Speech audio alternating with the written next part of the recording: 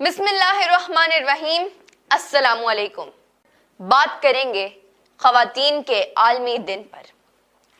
عورت جو اپنے حقوق کے نام پر جنگ کرتے ہوئے ایسے نعرے بلند کرے جو عورت کی نگاہوں کو جھکا دیں، مجھے اس سے اختلاف ہے۔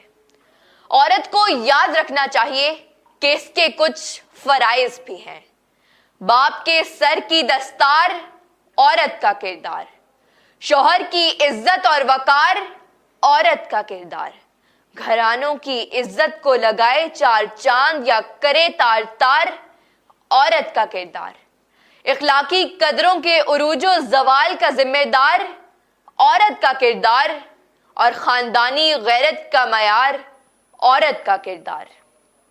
مرد اور عورت گاڑی کے دو پہیے ہیں، لیکن جس معاشرے میں مرد عورت کو سٹپنی سمجھ کر استعمال کرنے لگے تو وہاں احساس کمتری اور احساس محرومی کا شکار یہ عورت ڈکی میں پڑے رہنے کی بجائے اپنے حقوق کے لیے باہر نکلتی ہے۔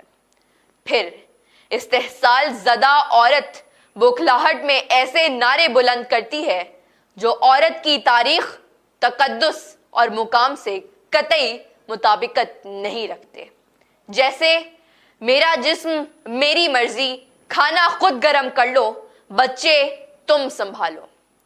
عورت کے حقوق سے متعلق ہمارے خیالات، نظریات اور جذبات قدامت پسندانہ نہیں ہونے چاہیے، جن کے مطابق عورت کی پیدائش نحوست کی علامت تھی، بلکہ عورت بیٹی کے روپ میں جنم لے تو اسے رحمت قرار دیے جانے جیسے فرمان عقائد کا حصہ ہونے چاہیے۔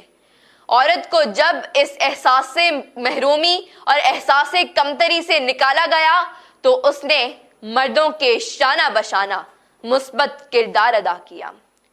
کبھی یہ عورت ہمیں تحریک پاکستان میں فاطمہ جناح اور بیگم لیاقت علی خان بن کر مردوں کے شانہ بشانہ دکھائی دی، تو کبھی Jane Austen, George Eliot, Hajra Masroor, Parveen شاکر اور بانو قدسیہ بن کر ادبی تخلیقات میں شاہکار اضافہ کرتی دکھائی دی۔ کبھی یہ مدر ٹریسا کے روپ میں دکھائی دی تو کبھی رود پاؤ بن کر اپنے دیس کو چھوڑ کر پردیس میں انسانوں کی خدمت کرتے کرتے دم توڑ گئی۔ ہم مائیں، ہم بہنیں، ہم بیٹیاں، قوموں کی عزت ہم سے ہے۔